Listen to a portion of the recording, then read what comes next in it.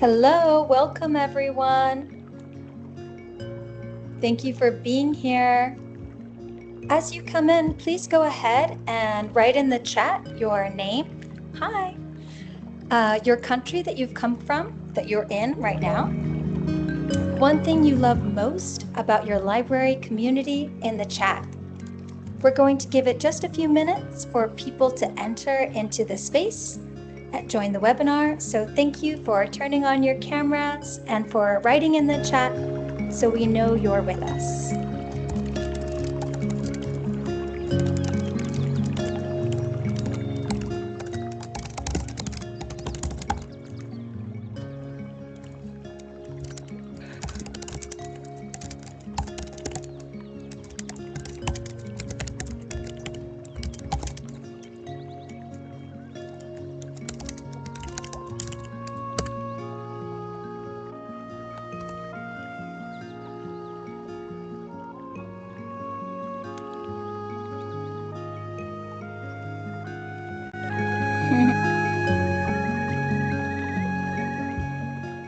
Welcome, Inez. Thank you for being here.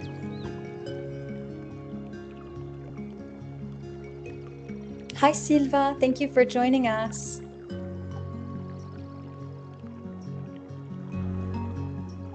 We're going to give it a few more minutes as we let people come in.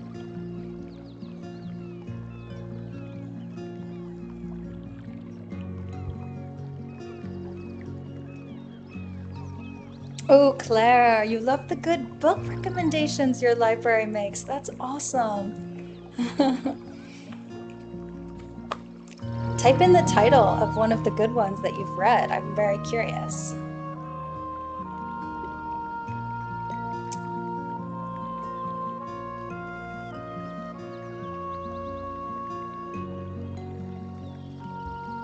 So if you're just joining us, please drop your name, country, and one thing you love about your library community in the chat.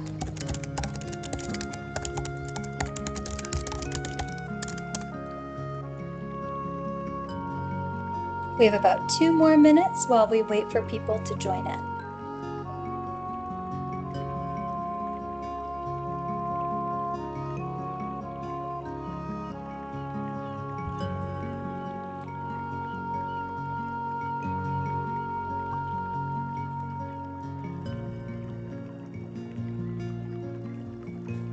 Welcome. Thank you for joining us.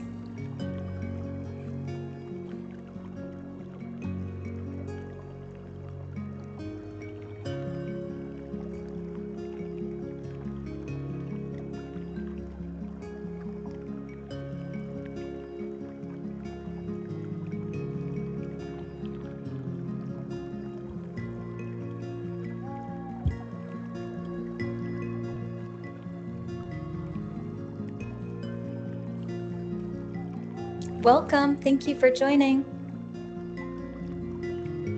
1 more minute.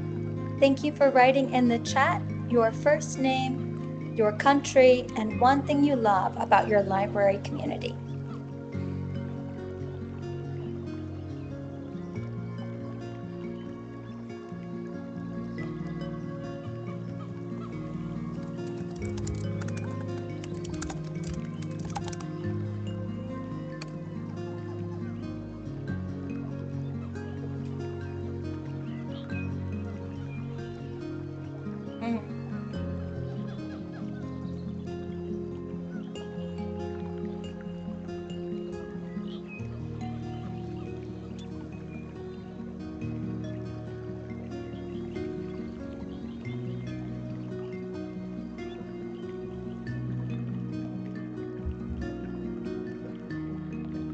Okay, so let's go ahead and jump in. Since we only have a short time today, we wanted to give time for people to join our space, and we welcome you all to the webinar. So thank you guys for joining. We're going to jump right into our slides for today. So first of all, I would like to introduce myself. My name is Megan Lee. Oh, thank you, Elena. And I am a librarian, and I'm a facilitator for the LiBri project, and I'm working with Bibliothèques Sans Frontières on the Community of Practice project. Then we have with us Claire Elouin, who is the project manager and LiBri coordinator. Hello, everyone. Awesome. We also have Ricardo Ferrante, who's the library manager of Gennevilliers, France. Hello, everyone. And we have Marie Le Prigent, who's the project manager assistant for our Bibliothèques Sans Frontières. Good morning. Awesome. Okay, we'll continue on. So let's turn on our subtitles.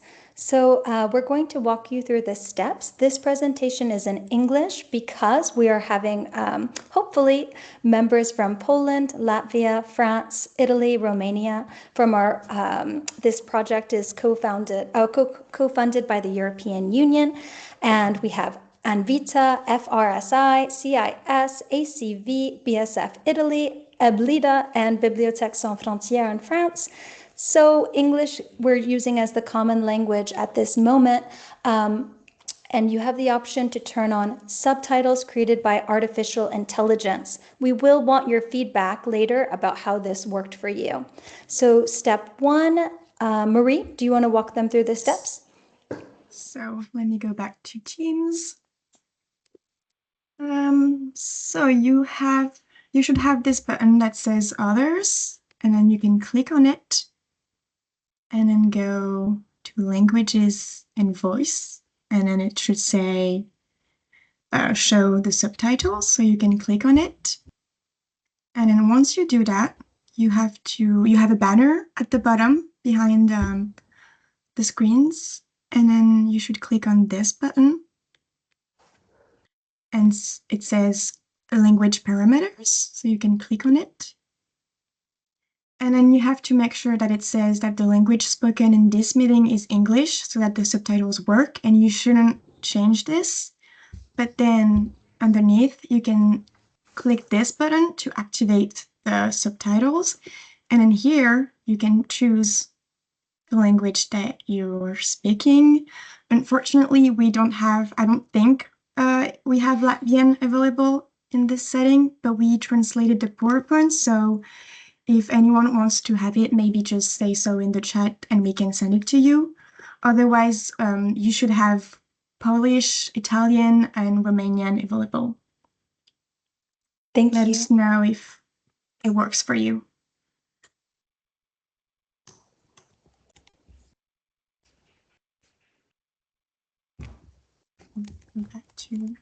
If there are problems with the translation, please write it in the chat.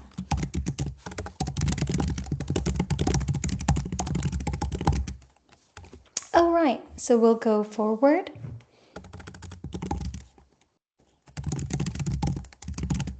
Okay, so our agenda for today, we're going to do an overview of LinkedIn.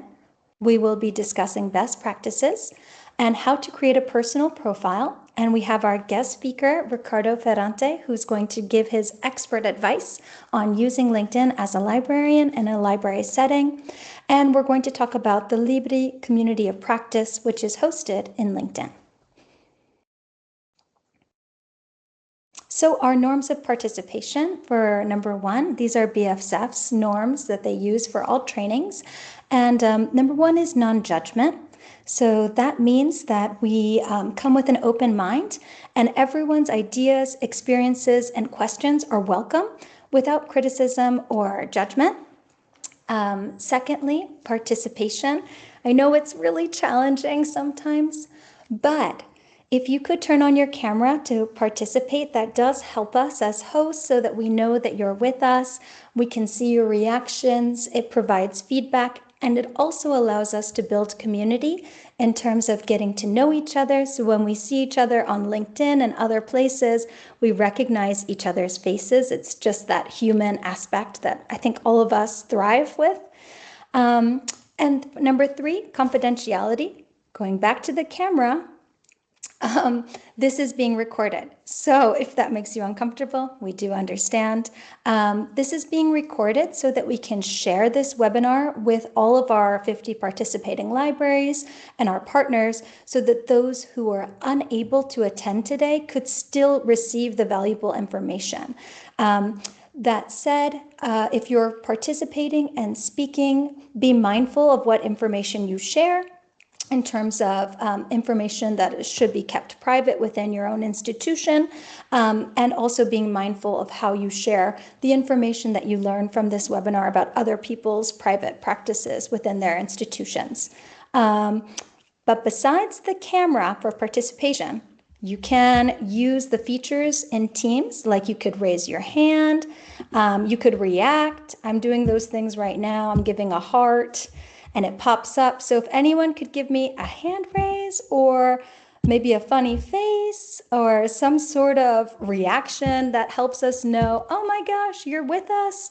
We are not alone in our separate homes or workplaces. So thank you very much. Also, if anyone has any norms of participation you'd like to add, please write them in the chat so that we can agree to them as well. Next. All right, so we're going to set out a poll here. So Claire is going to launch it, and we just want to know, who are you guys in terms of LinkedIn? How many of you already have a LinkedIn profile? And then you can select, I use it regularly. B, I have one but barely touch it. Or C, I don't have one yet.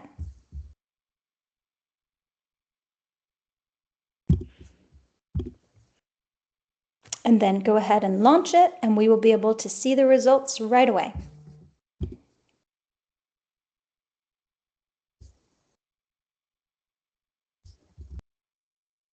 Awesome, thank you guys. I'm seeing really fast responses. Oh, cool, and some people wrote it in the chat, perfect. Okay, so it seems like, 67% use it regularly. Wow, nice. That's of 3 responses, so the data is, now we have more. Okay, cool. So we're about half and half. Okay, all right, let's go ahead and move on to the next slide. Okay, great. And so just to see our pre-webinar results, to give you an idea of what people from the project were responding, about half and half of people have a LinkedIn account, and most libraries, institutions do not have an account that they know of. So Ricardo is going to be talking to us more about institutional accounts and the difference between a professional account, a personal account, and one for a library institution. Okay, so what is LinkedIn? LinkedIn is the 5th most used social platform in the world outside of China. China does not have LinkedIn. There are 1.2 billion users worldwide in 2025, making it the biggest professional social media network. And it's free for personal and or professional use, although you can pay to get extra things if you're interested. It's a place to provide information about your library, its identity, its products and services, and to position yourself as an expert. So what can you do? So you could showcase your professional expertise and highlight your profile. You can connect with other professionals and join groups like LiBri. If you're already a member of our group, you can give a little reaction, like a heart, to show us, yes, I'm in that. You can stay informed about opportunities, news, and events in the professional world, and provide institutional or public-facing communication. So you might not be allowed to create a LinkedIn account for your public library's institution, but on your own personal account, you should still be able to broadcast what's going on, what are you proud of, so that others in the library community and in your community can learn about what's going on. So because LinkedIn is a social network, you do need to be aware of protecting your privacy, right? So what does that look like in the chat? What does that mean to protect your privacy? Just so I know you're with me. Any ideas? How do you protect your privacy? What's something you should do?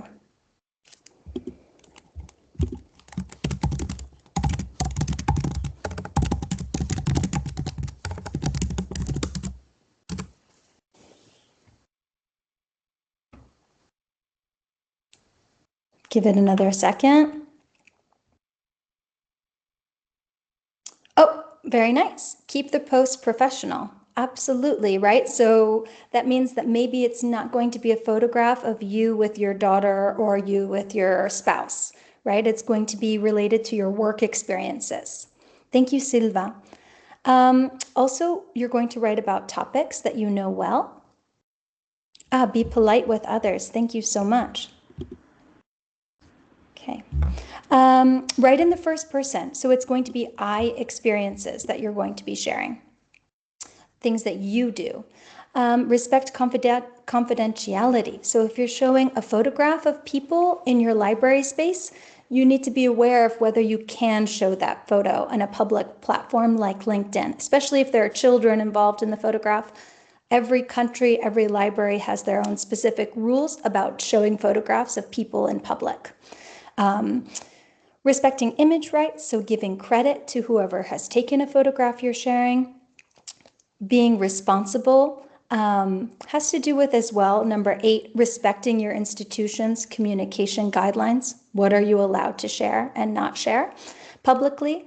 And I love number 7, cherish your community, which means really love it and show love for the people that are in your community by participating.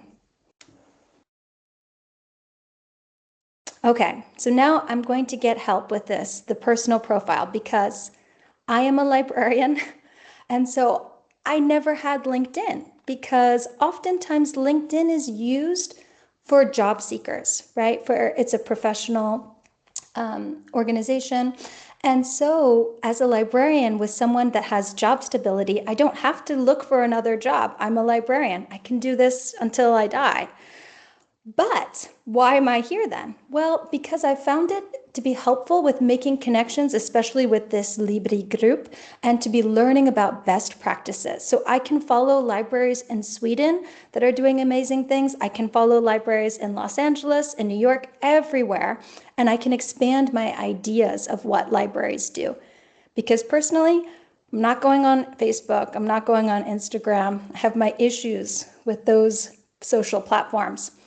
So I find that this one, since it's professional, I can learn about libraries and not be intruded by what a lot of other social platforms have. So what to include? And I'll be with you. I'll be honest. I only have a few of these. I'm working on it. Okay, so I'm with you. I have not really a professional headshot with a neutral background, but that's a good idea. A headline is just pretty much a summary, very short, of your current role and your area of expertise. The summary is a short paragraph about your passions, your experiences, your goals, your key values. Your work experience, this is very much like a resume, your CV, bullet points. What jobs have you done? What were the responsibilities and duties? Make it short, use action verbs. Then education and diplomas, that is very easy to understand. What school did you go to?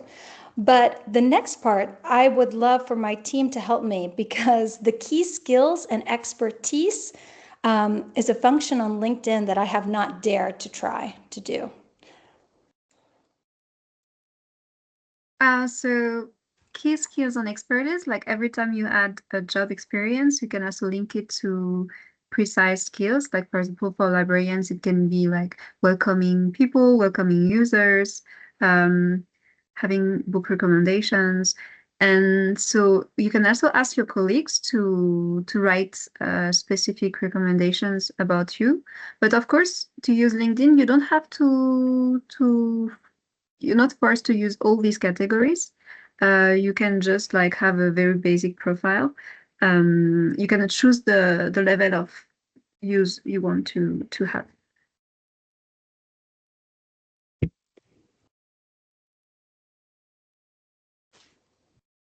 And Ricardo, did you want to add anything about how you can get them verified, your skills? Because that's super cool. Yes, sure. I think if you want to verify, to be verified is your skills, I think the best way to start is to verify other one's skills. For example, your co-workers or your comrade or university, for example. And so you verify other one's skills, and so they will verify like yours. I think it's a good way to be in touch and to keep truth. Excellent. And this, we're going to show you an example in a second, so it'll make more sense if you're unfamiliar with the skills and expertise. And recommendations, Claire has a great recommendation on hers. And she told me that it was because she did it for the other person. So that's a great idea. It was someone that she had worked with in the past. And so they did a little bit of an exchange. And that helps others just kind of feel that your account is credible. Okay, so now Marie is going to take it to show you her LinkedIn profile. So to illustrate what Megan has been telling you, I am going to share my personal profile with you. Because I'm just finishing university, LinkedIn is a great tool for me to network and find job opportunities. So that's why I've tried to fill up as much as information as I could. So this is what my profile looks like. I have added a banner that is really easy to do when using Canva, but it's not necessary. Here we have my current experiences. So I'm finishing up my master's degree at Université Côte d'Azur, and I'm working at BSF. Here is the headline that Megan mentioned. So I get to write about my current position. And here you have the number of connection. So this is the number of people that you connect with, network with. Personally, I tend to accept everyone that asks me. So that's why I have over 500. But it doesn't show the number when you have over 500, but when you have under, it shows the exact number of connection you have. This section that says open to work is only visible for recruiters. So I got to fill out what position I'm interested in. When you go further down, you have some analytics to help you see who has seen your profile, search you, who has seen your posts. Further down, you have the summary that Megan mentioned. So I wrote about what I'm doing, my previous experiences, my skills, and what I'm looking for. And I also added my email. Coming with this, you have my top skills. So I chose 5 of my main skills to highlight at the top of my profile. Further down, you have the featured option. So here you can highlight a post that you make. So I chose one that I wrote about an article that I wrote. Further down, you have the activity section. So here is the list of anything you have posted, commented, or liked. For example, here we have a post that I did on the LiBri community of practice. However, this is only visible for people that are in the group because it is a private group, so you don't have to worry about your posts in this community of practice to be seen by outside members. Further down, we have all of my experiences with a short presentation of what I'm doing, my tasks, and my skills as well. So you have the date of when I started, where is it, and the post, the position. As you can see for this one, I found it through LinkedIn. So you have a section here that says jobs, and it can help you find job offers. So I'm not going to through all of my experiences, but you get the idea. Further down, we have my education. So same here, I just wrote about my degree and all the school that I attended, as well as the skills that I got from those academic experiences. Further down, you have the licenses and certifications. So as I've said, I try to put as much as I can on my LinkedIn, but you don't have to put as much. Then we have a volunteering section. In my case, because of my field of work, it's really interesting to put that as well. And then further down, we have the skills. So I don't have any of them verified yet, so I'm definitely going to use the tips that we got and go and verify some of my coworkers' skills in hope that they do the same. Here we have some honors and awards section that I filled out. We also have a languages section that you can put with your languages proficiency. I know I don't have this section because I haven't written anything, but there's also an opportunity to put what you wrote. So if you have written any articles, books, you can add them on your profile as well. And last but not least, we have the interest section, which is where it shows who you're following in terms of public figures, politicians, but you also have like companies, newsletters, groups. For example, here we do have the LiBri community of practice that I joined. And that's about it for my profile account. Maybe you could show your feed as well so that people can see where you can get feedbacks, news on your community. So let me go at the top. So this is my feed. As you can see, the first one, and it's not even on purpose, is a post from BSF because, of course, as a worker there, I follow them and they're really active on LinkedIn with any activities that they do. So it could be a great way for you to keep up with your local organization.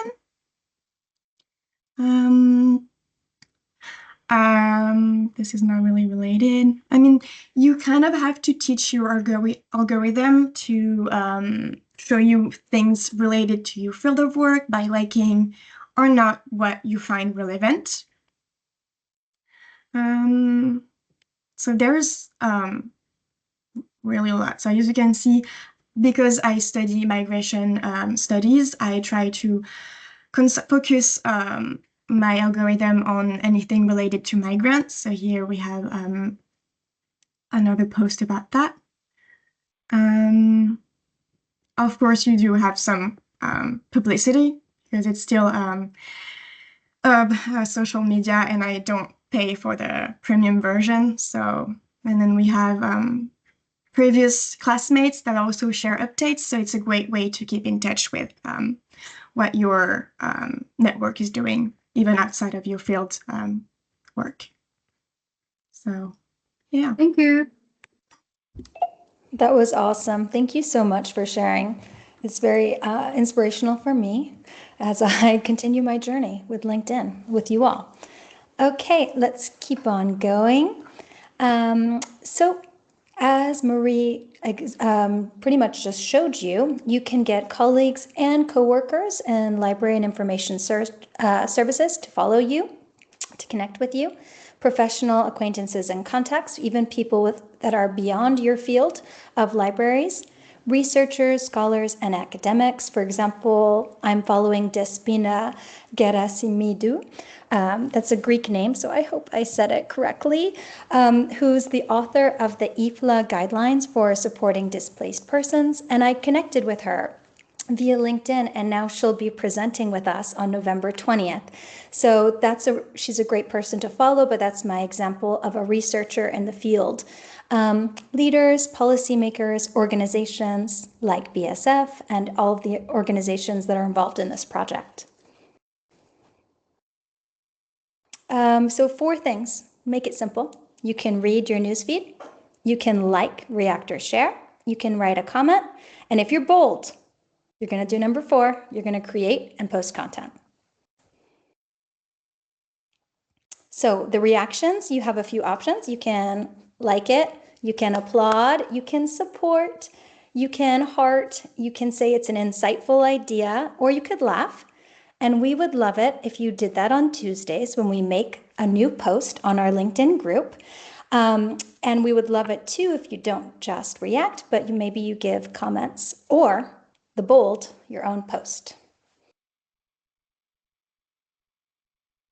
So if you choose to do a post, try to make an emotional connection with your audience. Share an experience, a win, a failure, a defining moment. Inform, inspire, or engage.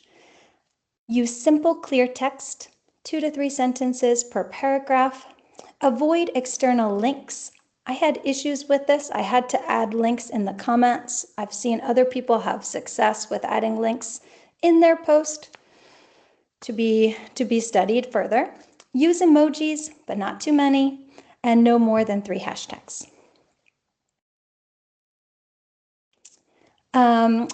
Using hashtags and tagging allows people to see what you're doing in searchable ways in LinkedIn, and it shows also that you're valuing your contacts by participating and giving them feedback.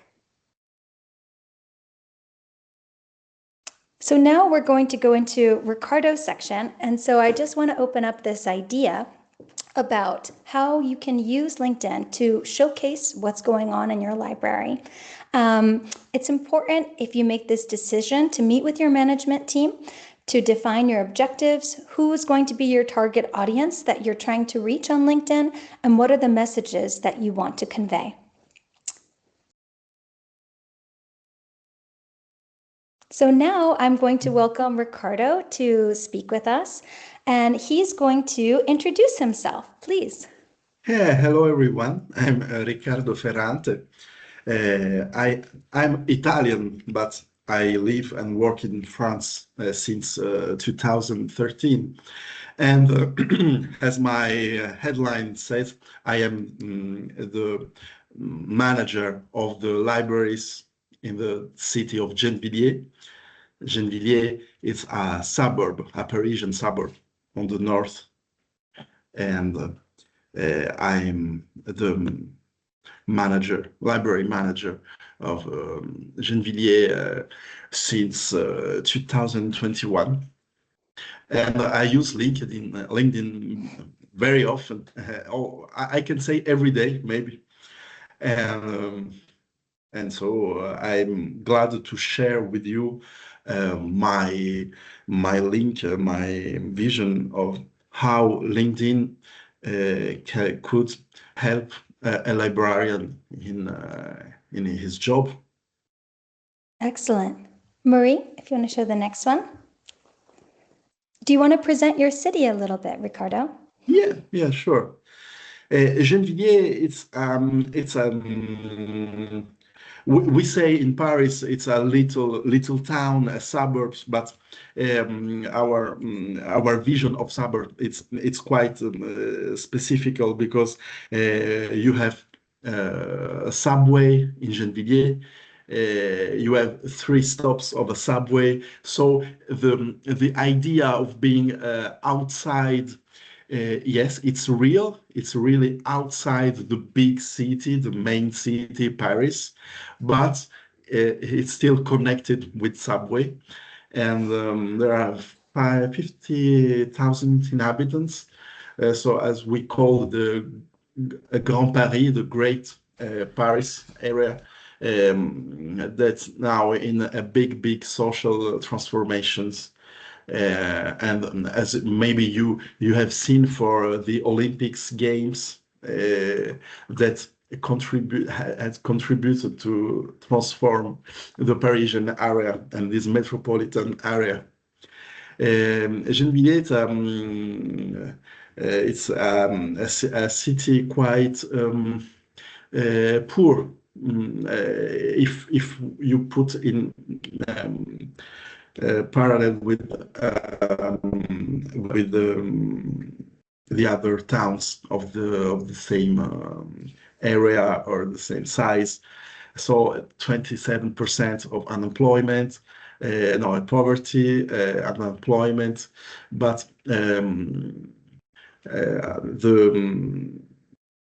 the cultural infrastructures are very good, and for a city of 15,000 inhabitants, we have 3 libraries and 1 game library. I don't know if I translate good the ludothèque, but it's a place you can go to play and to borrow games, like to play with with your friends or family or alone maybe.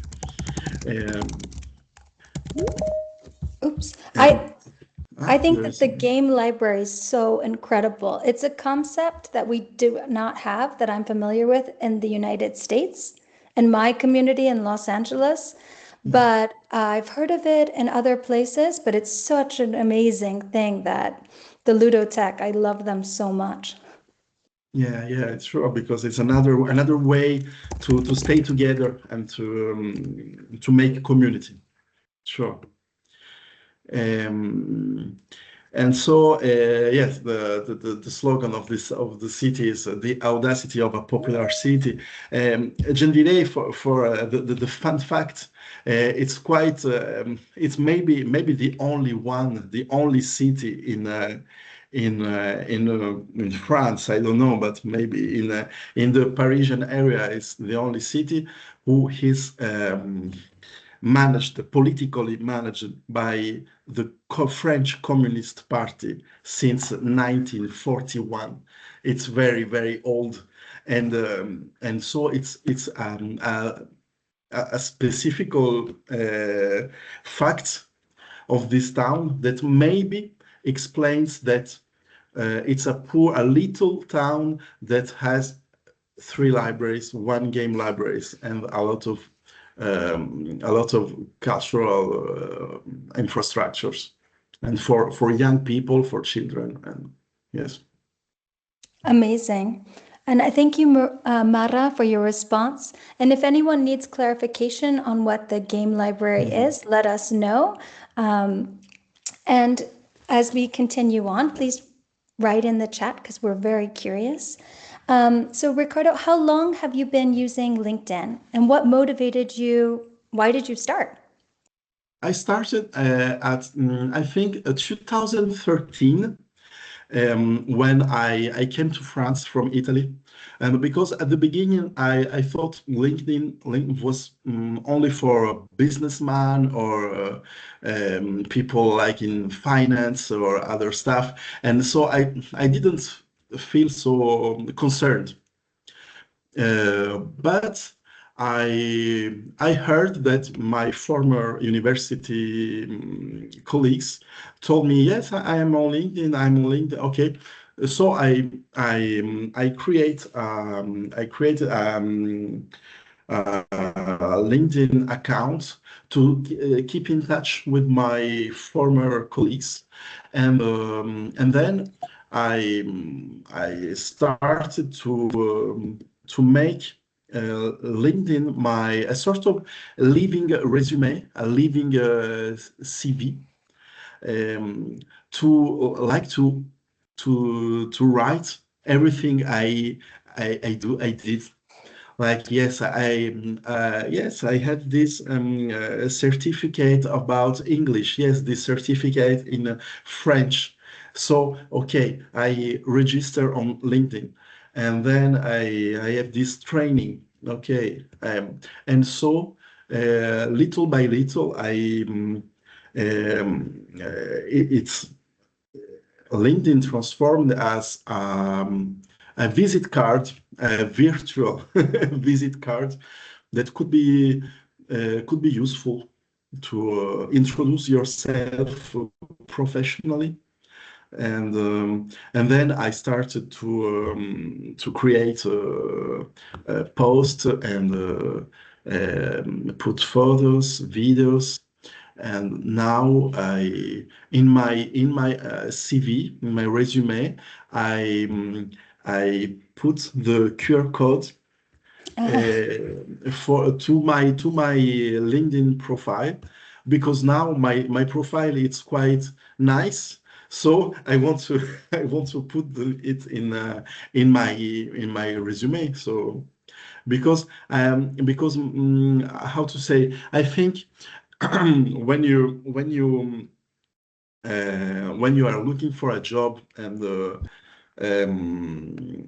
you can't say everything you want to say because you have limits in motivation letter or resume. But if you say to the recruiter, let's see my LinkedIn page if you want, and so you can see a lot of little things that you do, but you can't write in your letter. I think that's very well said. And also, as librarians, we can appreciate the idea of storing information somewhere, because otherwise it can get lost. We can forget about the experiences we've had. And if we don't store them somewhere, like in one concise place, we can forget about those experiences. Sure. Yeah. And now I use LinkedIn as a way to discover new to connect with locals and for other stakeholders, we could say, about culture, art, education, and for my everyday life as a library manager. It's very important to keep in touch with not only librarians but other actors of the territory. Excellent. You're saying at the bottom here that in Gennevilliers, librarians work closely with schools, social centers, and the local council, and that LinkedIn can amplify that. Do you want to speak a little bit about that? Because that would be one of the benefits for the people in this to consider. Yeah. Yes, because when you are a librarian in a city, for example, like Gennevilliers, it's not immediate to know everyone and to know what everyone does or who is the good person to talk about one project, one idea, and I think that or you have two choices. Or if you want to work with the youth council or the other colleagues, you can take a call and say, do you know the person who works in blah, blah, blah? And maybe you can find the person about 2 or 3 calls.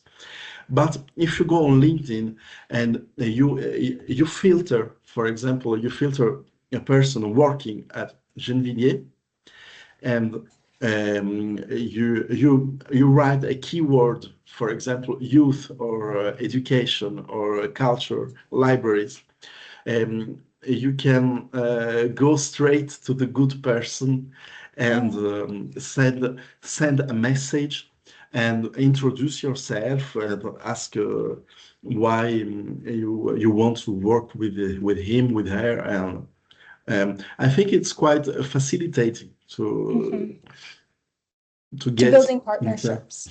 Yeah, sure. Excellent. Marie, if you want to go to the next one. And so this will go into number 4. My question is about how can librarians find a balance then between sharing information about their work and the fact that it's a public institution? Yeah, it's a very it's a very good question, because when I post something in connection with my library, because my account, it's not an institutional account. It's my personal account, but I write that I work in Gennevilliers in this position, and so in reality, I think when I write as librarian in Gennevilliers, I have to keep a professional standing and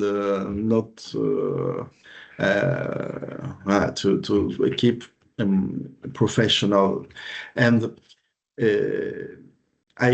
I must when I post in connection with my library, I must comply with the civil service code. It's what we call in France fonction publique. I translate Public workers code. Public service, yes. And in public service in France, we have some obligations like neutrality and secularity and other conditions.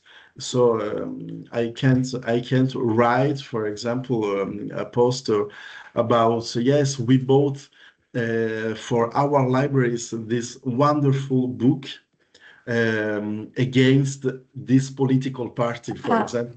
I can't explicitly give my my opinion about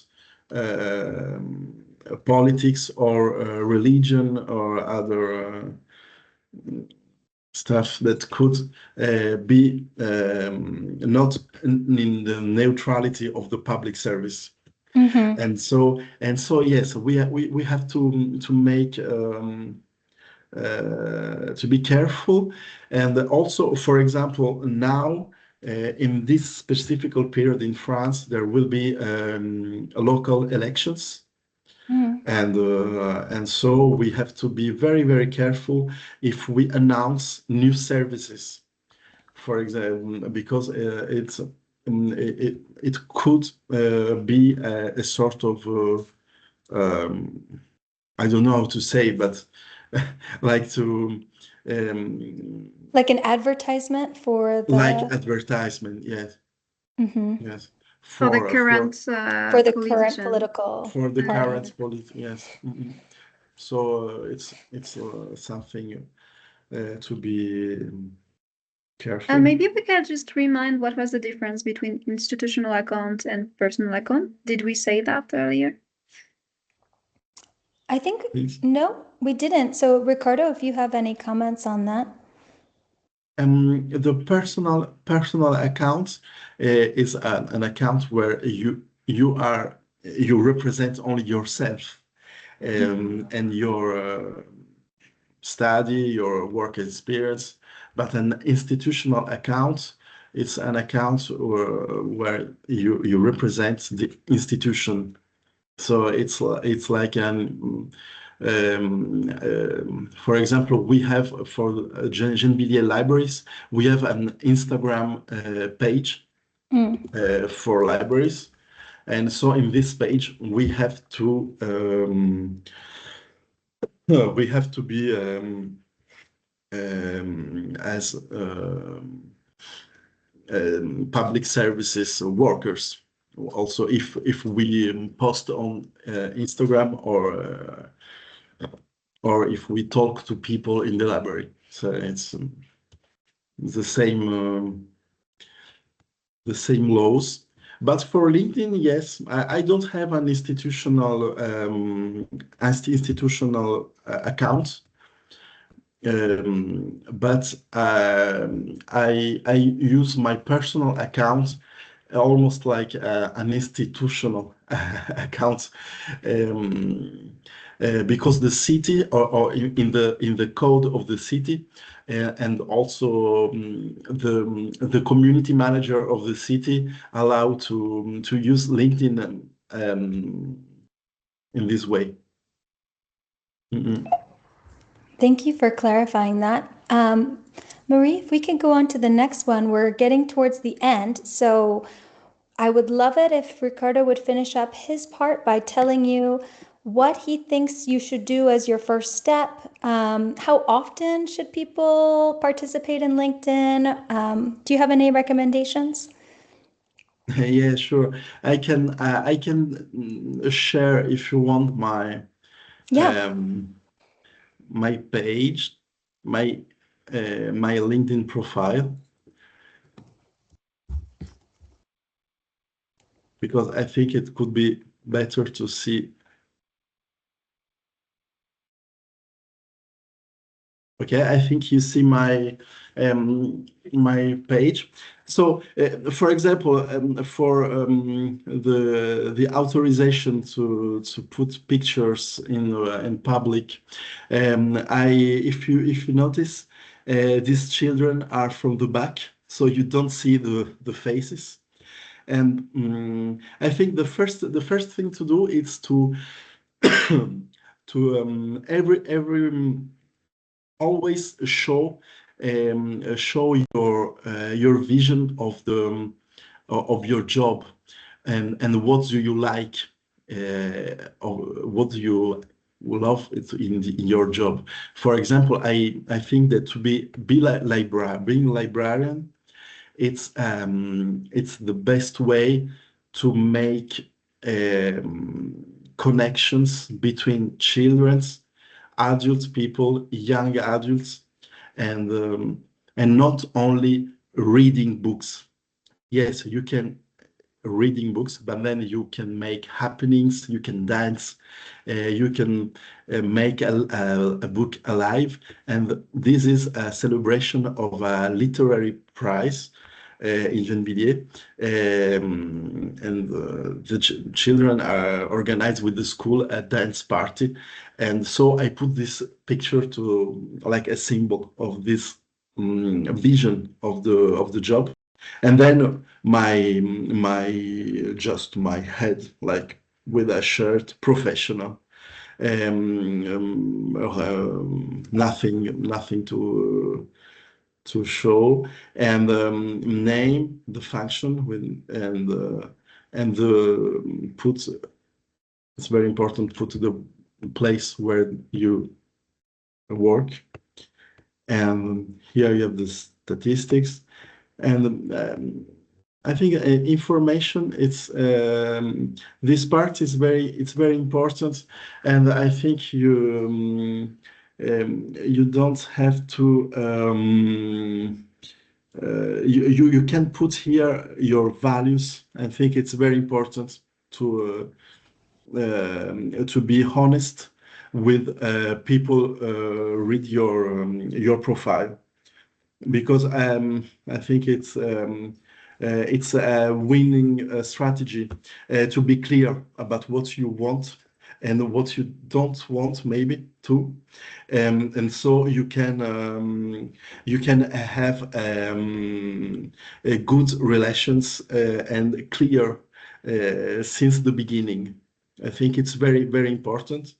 And also this selection about what I think it's the good achievement for me or for my library.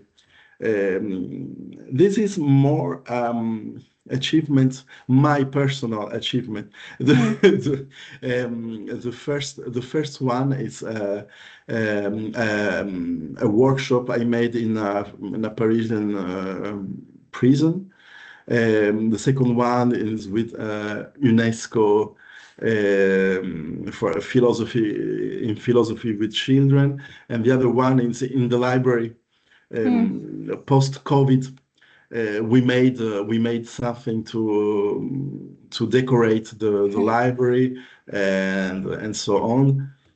And Ricardo, I'm yes. afraid that we're almost out of time. We only have 5 minutes, so I would love for you to explore more. But I'm going to just very quickly go over the last things with everyone, which is sharing some important links.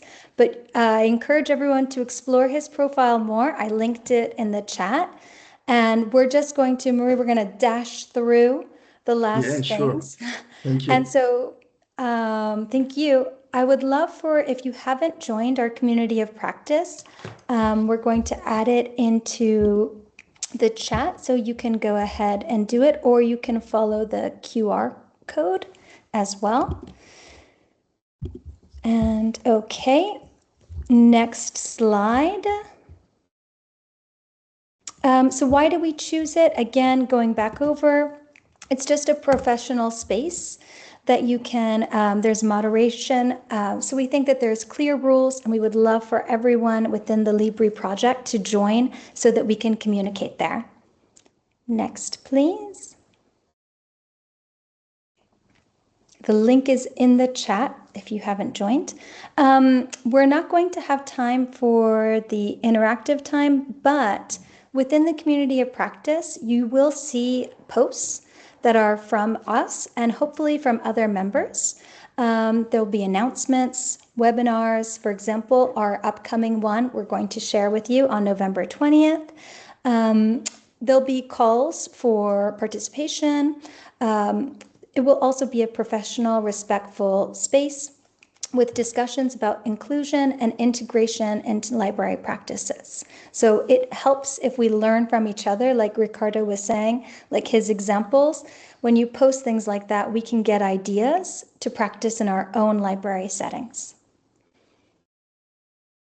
So your homework, if you go back, your homework is, if you choose it, to create your account, to join the LiBri Community of Practice group, to react or post in the Community of Practice, or create your own post if you take the extra challenge.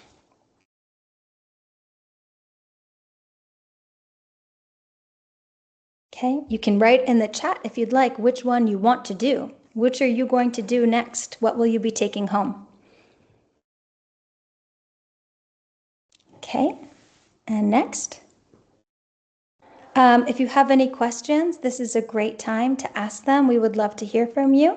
You can turn on your microphone, I believe, if you'd like, or you can write a question in the chat.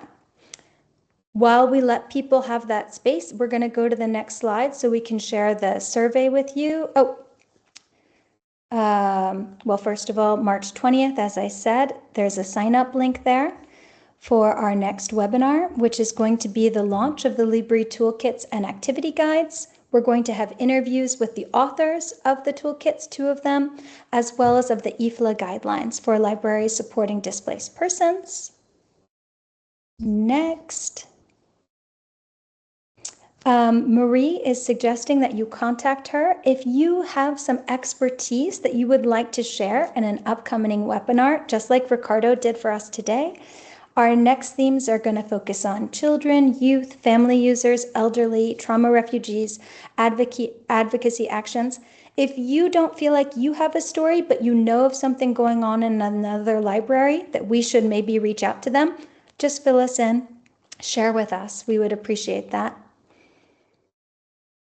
And please complete the satisfaction questionnaire. This was our first webinar. And so there'll be 7 more. So we want them to get better, and we would really value your feedback about what you're looking for, because this is time used hopefully for you professionally to learn and to grow and to take things that you can practice. So please share your thoughts and your feedback. And if you have any questions as well, we would love to see them. Also curious about how the subtitles worked for you guys. So make sure you include your scoring on that. Hello, you hear me? Yes. Yes. Because I have some problems with chat. It's not activated, so I'm talking. But it's a part. I think it's problem in my side, so I will check it. But yes, I'm from Latvia, from Culture Information Systems Center. So I can't judge about subtitles, but I wanted to thank you very much for this seminar. I think the information was useful, but I have one question. I know I can write it also in the comments in the group, but I will ask it and you'll see if I answer no, because it's about institutional profile. Maybe maybe it's more for Megan and Mary, because Ricardo told about the personal profile. So if a library, for instance, want to create, just know it's a profile, but I think that institutional profile can't invite followers. So I wanted to ask, maybe you can suggest some tips and tricks how to grow audience for institutional profile. It was because I know that not all Latvian libraries have their profiles, and maybe they want to create, but how to invite people from us to follow them. Maybe Megan, I can answer this question if you're okay with that. So one good way is to share about the profile link in your mail signature, for example, or like every time you're having like communication or at the library, you can also say follow us on LinkedIn. Another way, when you are having a personal account, you can invite other person to follow your page. There is a possibility, and they will receive an invitation to follow this page or to follow the newsletter. Like LinkedIn makes it possible for you to, maybe the page, institutional page cannot invite people, but person can invite other people to follow certain page. That would be the recommendation I give. So if librarian makes her own or his own profile, she or her can he or she can invite to follow the page. I think so. I need to double check. I will double check, but I think you can do it for newsletters and page. And also another way to showcase it is like, for example, when the page publish, the institutional page publish a post, like the team of your institution can also like the post, share the post, and this will push the algorithm in promoting the publication to new people. And like, if they like what you post, they will start following you. So it takes time, but compared to Facebook, compared to Instagram, LinkedIn is quite viral. It means like it's quite easier to reach audience and get new followers on LinkedIn because the algorithm is like more generous, let's say. It doesn't hide your post as much as on Facebook. Thank you. You're welcome. Thank you for that question. So with that, we are at 1:02. If anyone has any other questions, you could stay on. I'll be on. You can chat. But for the rest of you, I want to say thank you guys for being here. Thank you for participating. A big thanks to Ricardo for being our guest speaker. And we look forward. Megan. Thank you, Claire. We look forward to seeing you guys at our next webinar on November 20th. Thank you, everyone. Bye-bye. Thank you. Thank you. Bye. Bye. See you again.